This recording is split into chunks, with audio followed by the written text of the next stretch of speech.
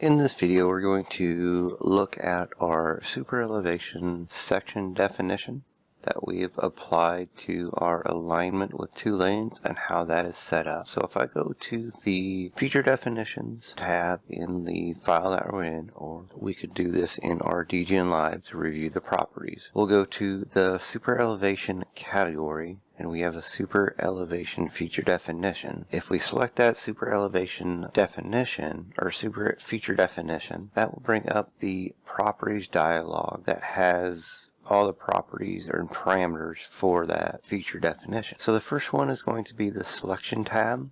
That will have a parameter of name. That, of course, will be the name of the feature definition. That will bring us to the feature definition tab with parameters of name, description, and name seed. The name parameter will be the name of our feature definition. A description is a description of the feature definition. In this case, it's SuperElevation section. And then the name seed that we'll set is SE. And the name seed will be used for the default naming. If there are multiple elements in the file, that name seed is incremented. That will bring us to the SuperElevation section tab with parameters of linear feature symbology and display gradient fill. The linear feature symbology is for the symbology that this feature definition is pointing to of how the feature definition will be displayed in the plan view, and that's what's giving it the green color, that super section. The display gradient fill is the fill for the lane lines. So it's a gradient fill, and that's set to true. If we set that to false, it will just be an outline. If we set that back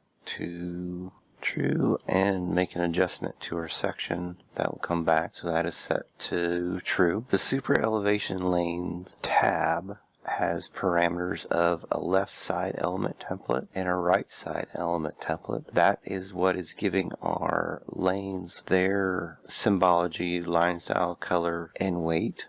And those are pointing to an element template. This is a little bit different than pointing to a symbology. These, for the SuperElevation lanes, are just pointing to an element template. And then, of course, we have the items tab with a parameter of items attached. If we had a item type parameter that we wanted to select, we would select that and set that in the items and items attached. So that is our SuperElevation feature definition and the properties of our feature definition.